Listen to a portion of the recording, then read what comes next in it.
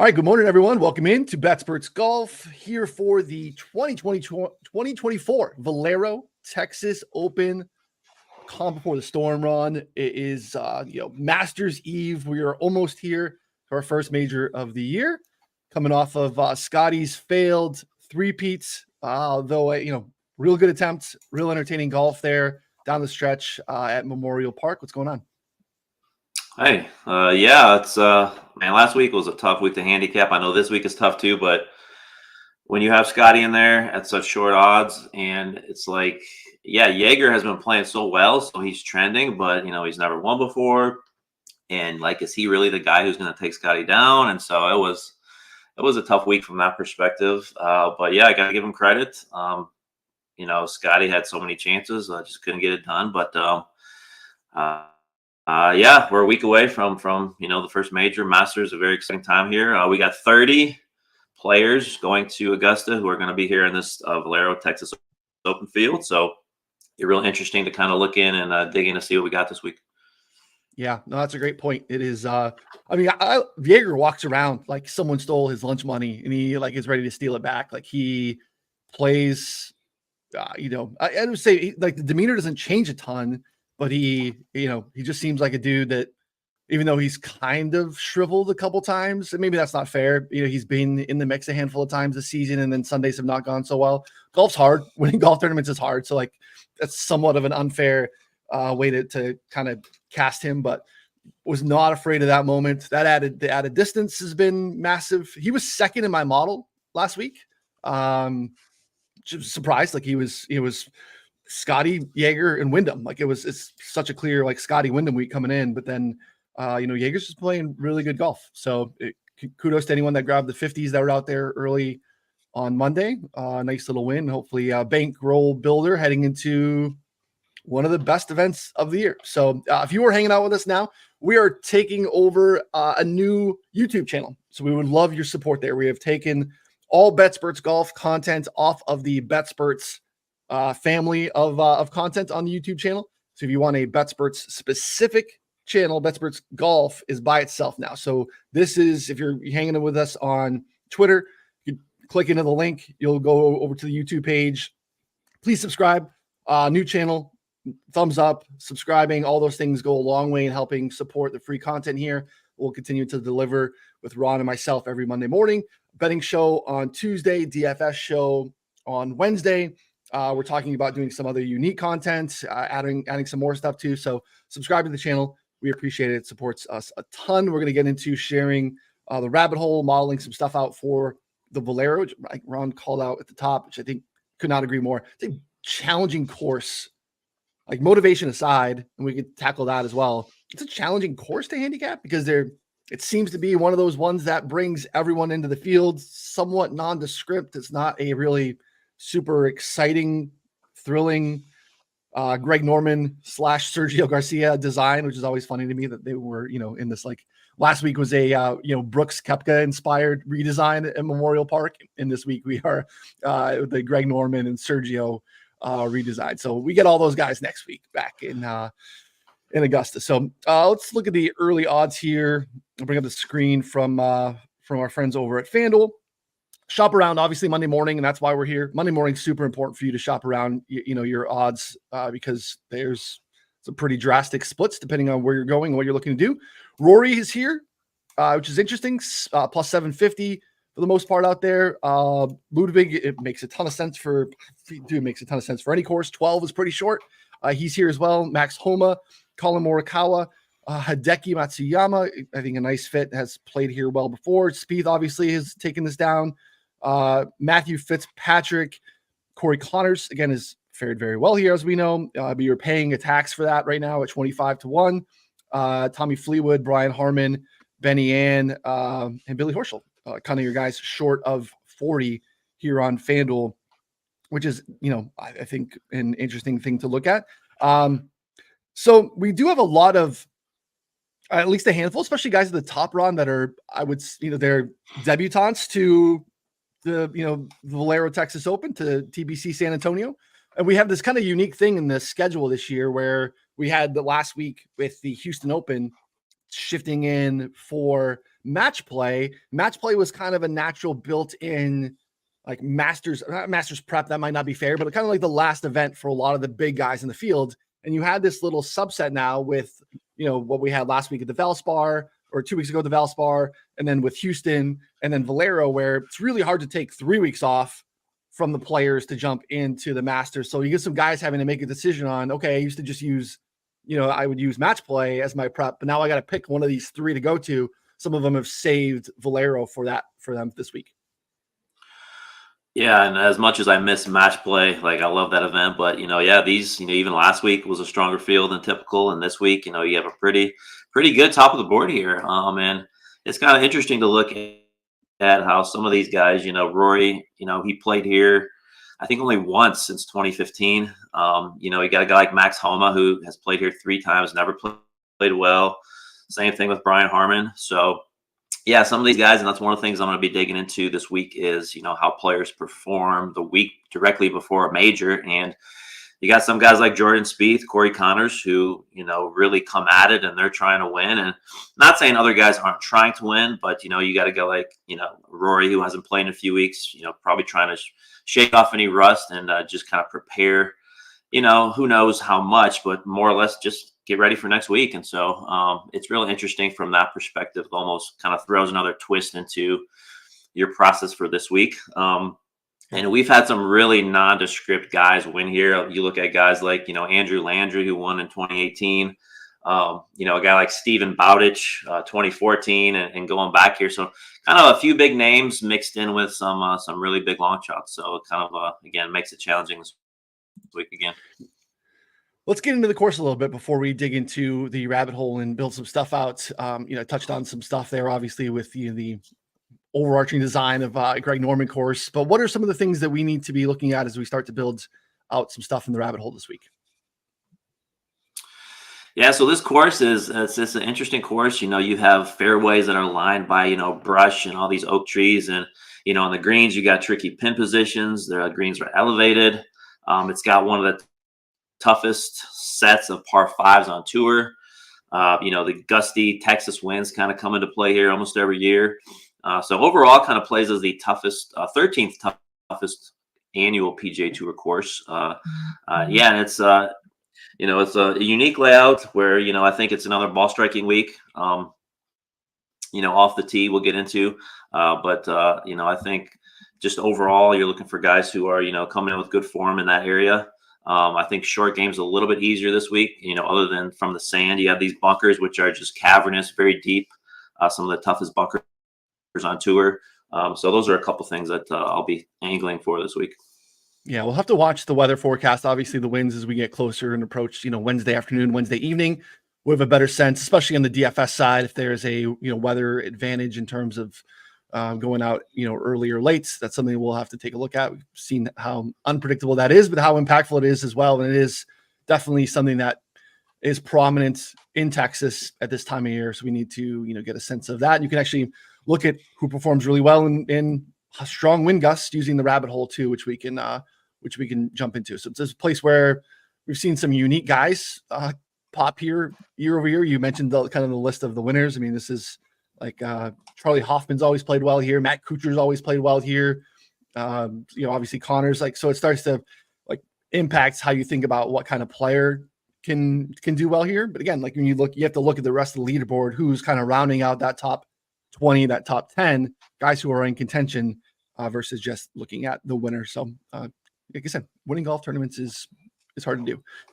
We want to let you know we still have a discount way to get access to BetSports Golf for super cheap through our friends over at Vivid Picks. Vivid Picks is a DFS pick'em platform. You can make pick'em parlays. They have a great first deposit deal, which is the best in the industry. They will match your first deposit up to $250. So you can sign up, download the app, use promo code BetSports Golf, deposit $250. You'll have $500 in your account to play with right away. Now, if that's not your thing, you're simply looking to circumvent and take advantage of the deal that we have with BetSports Golf and with the Rabbit Hole, a minimum $5 deposit and play. So you're going to just sign up. BetSports Golf is the promo code. There's links here. This is a free article. You can find it on the site. Very easy. Use these links. Just play $5. As soon as you play $5 within 24, 48 hours, you get an email how to access your account for the rest of the 2024 season. And that's it. No strings attached, no more money. That's it. And prices are going up. We are raising weekly, monthly, and annual. But those, we hesitated on doing this until we can ensure on the back end that we could grandfather in the pricing. So that could still impact you. So anyone that's been with us before and you're a subscriber and you're watching this, you're fine.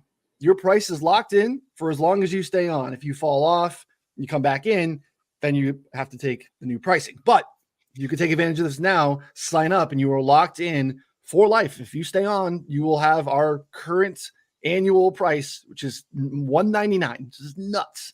We're about to show you the best tool for data in the industry. You're going to have that for the rest of your life for $199 per year. But it's going up after the Masters. So we are coming up on this. Like, you got 2 weeks to take action here. Jump in, and you can take advantage if you aren't in a Vivid Picks state. The Vivid Picks, obviously, we can't lock in a $5 subscription for you for the rest of your life. This is talking about like if you were to sub without the Vivid Picks deal. But Vivid Picks is a way to get it cheap, get your feet wet, come in for just a little bit. It's only available in 28 states. You can see the list of states here. If it is not you, and again, you can find this on the website. DM us on Twitter at BetSportsGolf, and we will get you a promo code to take advantage of a discounted first month or annual subscription. That way you can access it for cheap. Obviously, this is an affiliate deal. We can't give you a $5 deal, but we would like to get you access to this and try it out for free. You can build some models with us, get in our Discord, read all of the premium content. You want to get all of Ron's models, submodels, matchup plays, again, all that stuff. Everything that we do at Bet Sports Golf is a part of this deal, so take advantage. All right, let's dig in to the rabbit hole. You can see this is, if you're seeing this for the first time, then you sub on the site. There's a little tutorial button here. Watch it. Very easy. This show can help. It's a prominent piece of our Tuesday betting show as well. We build it out and talk through it. So if you have any questions, again, reach out to us individually, or you can message us in Discord if you're a subscriber. So, all right, Ron, we want to look for, I think you said it too, I think it matters a lot. It's just recent form. Who's playing well right now? Obviously, you can punch a ticket to the Masters next week if you don't already have one. Now that's like, it needs to be said. At the same time, everyone's motivated to win every week on tour. So there's no extra motivation for you being like really close to making the Masters. Like, that's probably more pressure. No one's less motivated or more motivated. These are professional athletes, professional golfers, at least, who are very, very motivated to make money, improve their status on tour, their world ranking, all the things that get them into other events. So careful with those narratives around adding that to your handicap to say, oh, this guy's only, he needs a top 30 this week and he makes it to whatever. It's like, well, I mean, that's maybe true, but not necessarily a part of the handicap. But I want to look at some stuff with recent form here at the top, and then I'll let you guide the way. So I can go in here and change the season, look at 2024 specifically. We'll look at all rounds. We're getting a fairly decent sample size at this point of the year where, even the top guys are playing enough of the events here, 25 plus rounds or so. But looking at strokes gained total over this year so far, which is interesting. Alex Noyes been playing really good golf, played well again yesterday to put him in the mix. Seabez up here off the tee is a problem for him, but he's been playing really good. Ludwig, of course. Doug Gim continues to be a model of darling. Anything you're doing here in the models, Doug Gim profiles very well. Billy Horschel's playing some really good golf. Not currently in the Masters, but again, the putting it's interesting to watch. He chipped himself in a handful of times. So he's been playing some better golf. EVR has been playing really well. We'll see if he can make he's in the Masters field already with his win in the swing season. Let's see if he can make the weekend at Augusta for the first time. Matt McNeely's been playing all right. Hideki's been playing outstanding. I wish that Hideki number at Augusta was a little bit longer. Eighth year in strokes gained total for the year. Keith Mitchell has been breaking people's hearts. And Benny Ann there at 10. Harris English also very interesting here right outside of it too. I'm just going to add strokes gained totals, kind of a baseline to get started, show people how to model. All you need to do to add this to a mixed condition model is hit this little plus button. You can make a note here for yourself. You don't have to. Strokes gained total 2024. You'll see this in the end. Again, you don't have to do this. This is just for your own notes for when you're getting in there and you have a bunch of stats and you want to, have an understanding of which is which. So, what do you want to anchor with, Ron? What are some things that you think are just really key, high level stuff that we need to get in this week at the top? So the area has had drought conditions recently, and so I think one thing to look at is it's already a challenging course, and so I think the course is going to play even tougher this year. It's going to be firmer. So I think looking at course difficulty, I think if you go to the filter by conditions, I think that very first, I'll go with difficult and then very difficult for the scoring conditions, and just kind of get an overview of which players have played on those types of courses. All right, great. Yeah, so last year Connors won at 15 under, but then you look down the board. This is really important. Don't fall in love with that top of the board number per se. Your Chris Kirk, Patty, Ben Martin, Ricky tied top 10 at 8 under. So when you think of that's basically you're breaking you out to 70 every day. It's not a like birdie fest. You need to score well to win, obviously, but you're finding yourself, just in right around T20 here last year at 6 under. So I think that's an important way to look. And again, I think what Ron's doing here is filtering out some of the easier scoring condition courses. And again, obviously the Texas wind can make this, really difficult. And I think this is a good look. So look here, look in the last 12 months. Let's see here, last 50 rounds. We're probably not going to get 50 for everyone in the last 12 months. Yeah, we're getting around 30 or so. And we search by strokes gained total. Rory, Russell Henley, Austin Eckroat, Matthew Fitzpatrick, Hideki make up your top 5. Some other familiar names you would probably expect to be here, rounding out your top 20 or so. Do you want to go strokes gained total or strokes gained tee to green, ball striking? What are you thinking? Yeah, we could do. I think tee to green's a good comparison for this one. Okay. And another thing you could, even with one thing I like to do with recent form is you did total, but another option is you can also do ball striking. So it kind of gets that recent form into play as well. Yep. And you can see here again, where ball striking would just be, again, you can actually hover over the stat and get the actual definition. If some of these stats are new to you, strokes gained stats are new to you. When we get into some of these other views, if those are new, again, just hover over the stat. You'll get the actual PGA Tour definition of what this is. Ball striking would just be taking out around the green. It's a combination of off the tee and approach. So, again, you could see some of the studs, some of the guys you would expect to be at the top there from a ball striking standpoint. All right, we'll leave the tee to green or the strokes gained for now. How about off the tee? It's an interesting week, I think, for a couple different ways to look at it. I will just continue to yell as much as I possibly can about how I think driving accuracy is a very flawed, very noisy stat because it is a binary yes/no stat. And I don't think tells you a great story of what you're actually trying to capture by looking at the results of it. I think it's okay, but by itself, it's really noisy. I love distance from the edge of the fairway because I think that's actually telling you what you're looking to get is like guys are going to miss the fairway. But when you miss, how far off of the edge of the fairway are you? And I looked at this last week with Scotty. Scotty was 52nd in the field last week in driving accuracy. He was first in distance from the edge of the fairway. So like what you're trying to capture with that stat, you're missing with accuracy. Distance from the edge of the fairway tells you a way better stat. Like, can you keep yourself in play? Are you just off of it? Are you in the first cut? And this week, Ron, I think similar to last week, we have some pretty benign rough. Yeah, so the rough is just a little over 2 inches. So rough is not going to be an issue this week. And so when you're thinking off the tee here, almost every driving hole is flanked by either rocky terrain or native Texas brush. And it's only going to really impact those who are wildly spraying the ball off the tee. And so, Jordan Spieth had this quote about the course where he said, you can't make many mistakes off the tee. You've got to be hitting fairways because it's not just like bunkers on one side. A lot of holes you have rocks and brush off both sides of the fairway. And of course, if you remember the infamous Kevin Na video here where he, I think, had it like a 16 or something, like just crazy. He just cannot get it out of that brush. And so, yeah, completely agree with you. Distance from edge of the fairway. This is like a perfect course for this stat. It's going to measure the players that are the most inaccurate with their errant drives. And so the rabbit hole is pretty much the only place you're going to be able to find this in searchable form. And, I would guarantee Corey Connors, one of the most accurate drivers of the ball, is a guy who, always kind of performs well.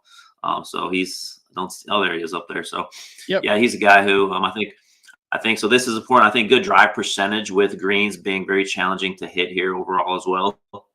Good drive percentage is another stat that some people might not be perfectly clear on, but again, it just kind of measures, even if you miss the fairway, how often do you still find the green?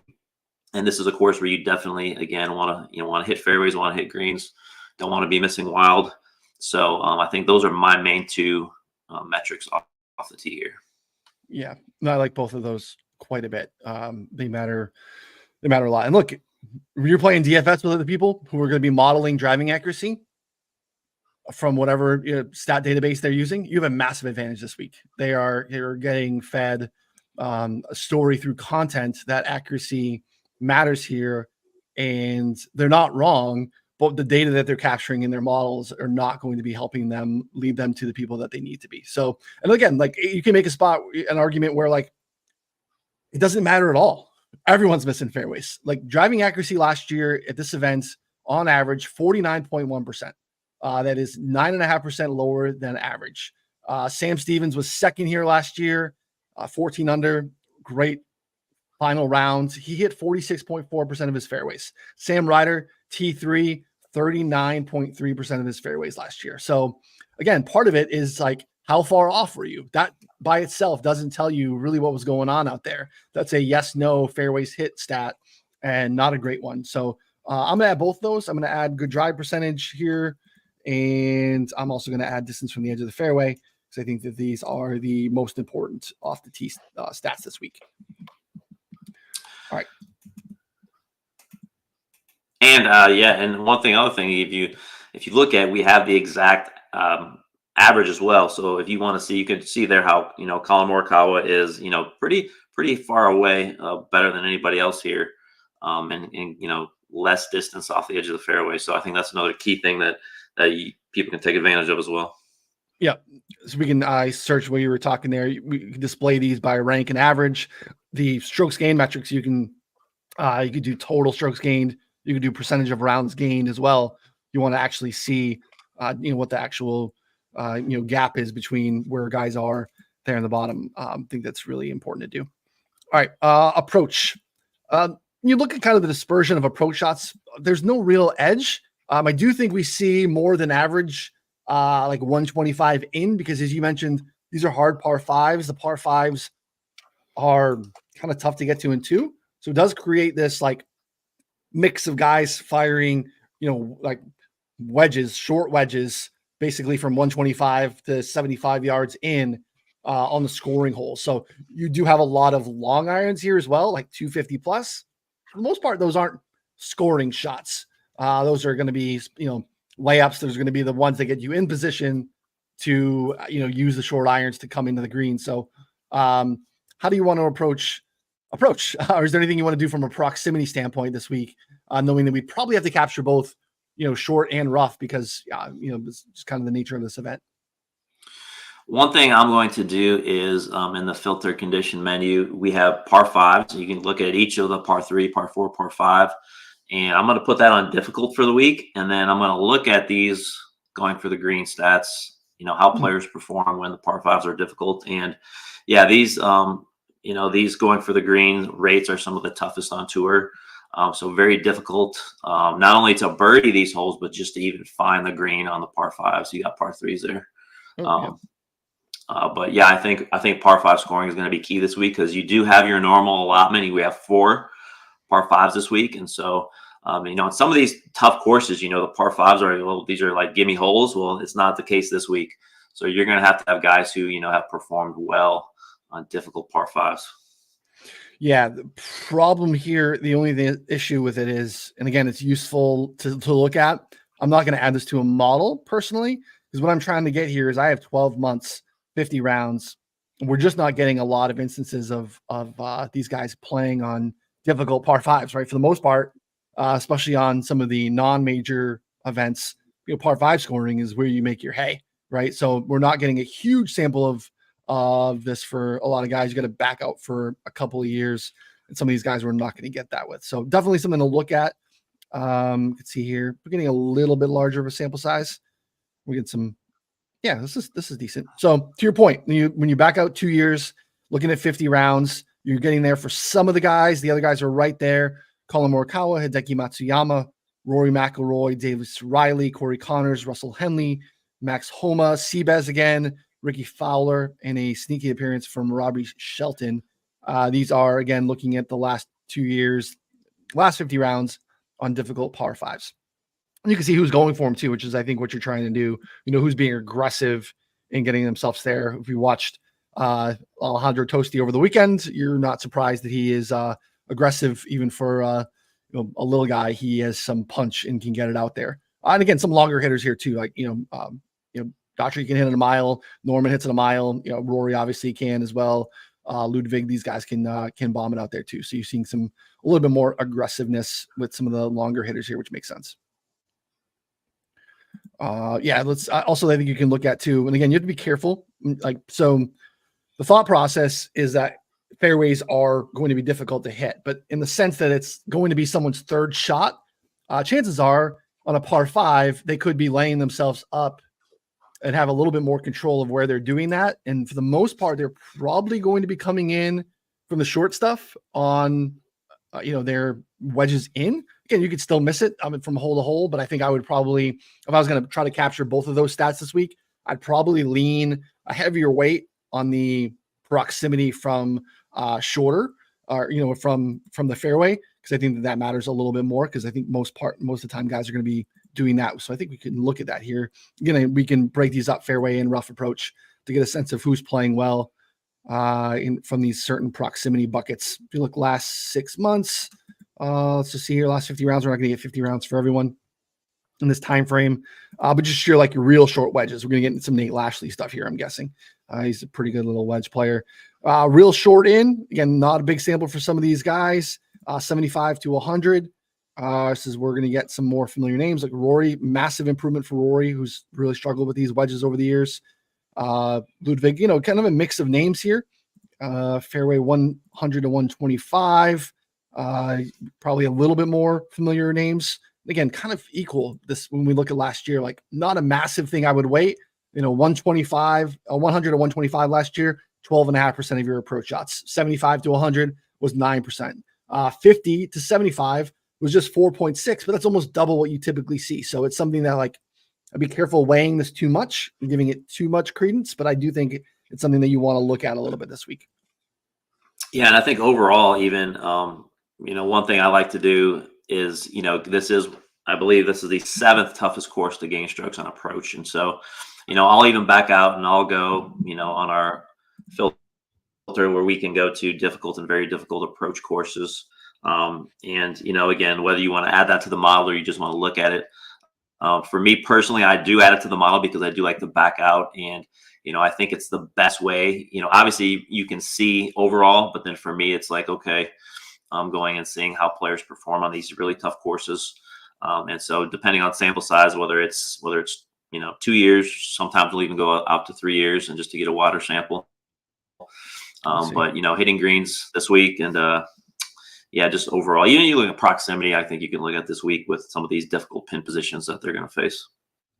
Yeah, you can add this to it. I didn't mention that you can put in a minimum feature, rounds played, so you can kind of take out some of the guys that are going to mess up. The sample of data. Once you do this, it'll repopulate the rankings there in the stats. But you don't want to give someone who has 8 rounds played, in a stat that you're going to give a ton of weight to and have them pop higher in your model than you would typically want them to. So you can do that to kind of take out some of the noise here. Even Ryan Moore, this is a pretty small sample of 14 rounds, but played pretty well. Going for the green, we can see he's not very aggressive, but he's done pretty well in these scenarios where gaining is very difficult. And again, this is another thing where it's okay to have the results tell you a little bit of what you're trying to do. Corey Connors has done really well here. So when we see a stat that Corey Connors pops in a little bit, it's a little bit of confirmation bias, but it's also like it's okay in a sense to be like, okay, is this something that's historically mattered? Like you look at Corey Connors' makeup year over year, because I've been doing some Masters work. Like Corey Connors, his last couple of years look almost the same, just from like a high level strokes gain standpoint. He is the same player. There's been subtle improvements in a handful of areas for sure, but he is there's just not a lot that's changed in this game. So this is a stat that probably leads you to a pretty good result. As I mentioned, Sam Ryder was top 3 here last year. He's 5th here. Hideki would be a guy that I would profile well here. We had concerns last year with Hideki because he was, waiting to withdraw all the time with his neck injury. Those things make a ton of sense for me as well. So I'm gonna add this approach, difficult to very difficult. I like this. All right. We touched on some of this stuff. Anything around the green you want to touch on quickly? One thing for sure I'm going to add this week is sand saves, and I know this is not a huge part of the game, but this is one of the toughest courses. These bunkers are like really deep around the greens, and so on courses that have difficult bunkers, that's something I'll probably add to my basic around the green model. So I think that's kind of one angle you can look at, but overall short game has not proven. Putting is more difficult when you get outside of 15 feet here, Okay. but overall I'm not going to focus a lot on around the green play. And you would do sand saves on difficult conditions, like difficult. Yeah, we have if you go down to the around the green area, Yeah, we have sand saves when they're difficult, so they are tough here. let's see what we got. Let's see what it's telling us. See, we probably don't have a huge sample. It's actually not bad. 50 rounds, 12 months. We're getting a decent sample for these guys. And you can click into these and get a sense of what they are. Soon, player pages are close, guys. They're coming. Really excited about that for you to be able to see what those are. Patrick Henry, top 10 here last year. He's been in the mix. Ricky also top 10 here last year. There's some samples, some smaller samples for these guys. Obviously, Patty's playing on the Champions Tour mostly. Bramlett doesn't play in a lot of difficult courses because he doesn't typically qualify. You make the same case for Lashley and Harry Hall. For the most part, they're spending most of their time, on some of the easier tracks on tour. Akshay, it's interesting to see. Small sample. But yeah, I think that's definitely something that's worth looking at this week. Around the green is guys miss greens and reg here. Fairways are hard, but it's kind of an interesting thing when you look at how sticky that is year over year and how much that matters. All right. Let's see. We'll get into some scoring stuff here. What's your preference this week? I mean, obviously you need to, avoid bogeys. You need to get birdies. Is there something you want to do from a condition standpoint? What are you looking at from scoring?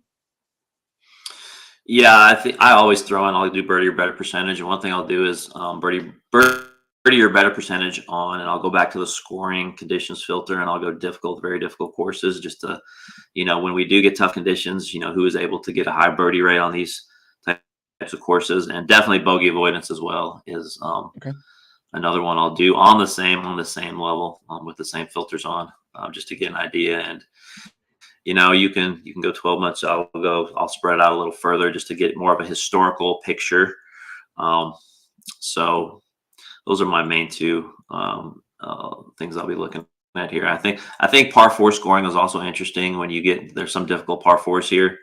And so you can also look at, that angle, on difficult par 4s.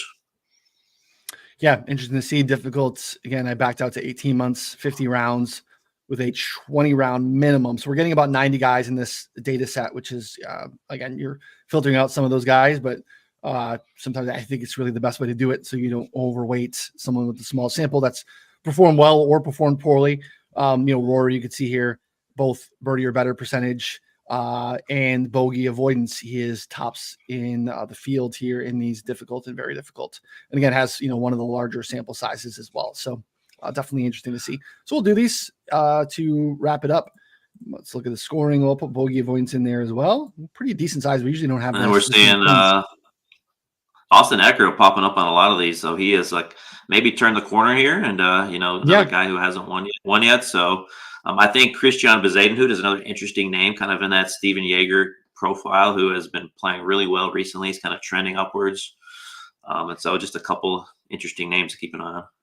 Yep. I think we're going to see an Eckro pretty high in this model relative to maybe where you would expect. So, all right, let's wrap it up. Well, all you need to do, if you added a bunch of things, is hit this create mixed condition model button. We'll have something here for you soon. They'll do the math for you, so you don't have to do it at all. This will be our Valero first look with Noonan and Ron.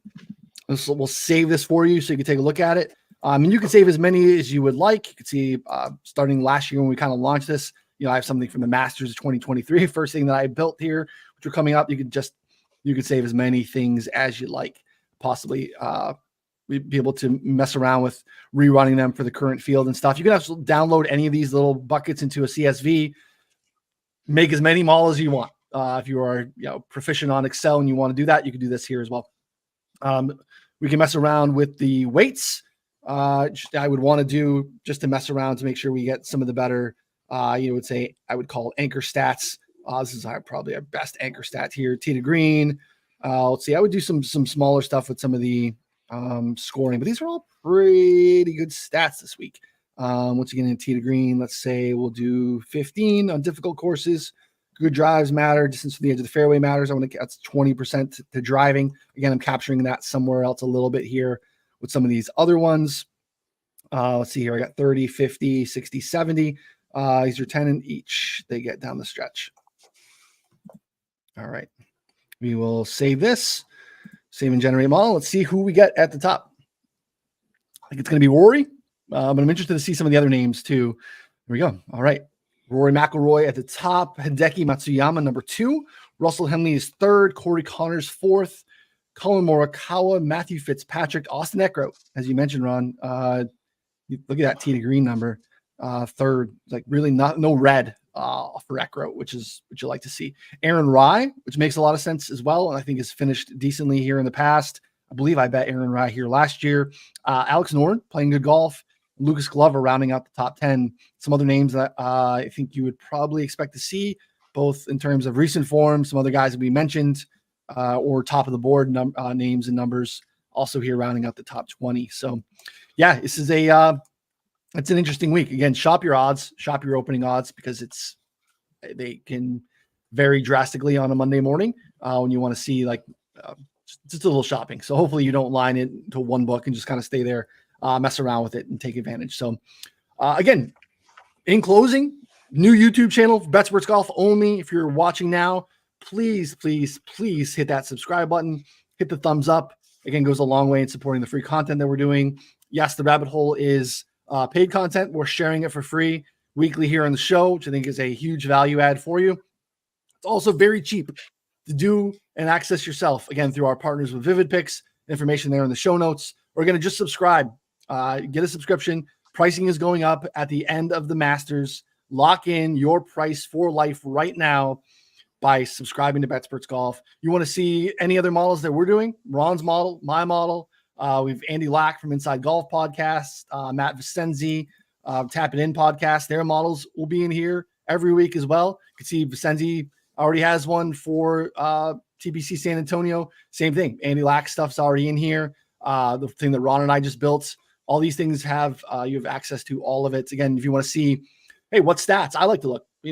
What are they looking at that I wasn't considering? What are they weighing heavily that wasn't on my radar this week? See if I believe that that's something that I need to put to my model, and then we go from there. So I think it's just as iron sharpening iron. We can come to the better spots builds, better betting cards, and better DFS lineups. So we appreciate you hanging out with us. Again, hit that subscribe button on the YouTube channel. We appreciate it. Come back. Get all of Ron's premium content. You want to get the best preview right now that you can read for TBC San Antonio. It's on Bet Sports Golf right now, written by our guy, Ron Kloss. So appreciate hanging out with us, everyone. We'll see y'all next time.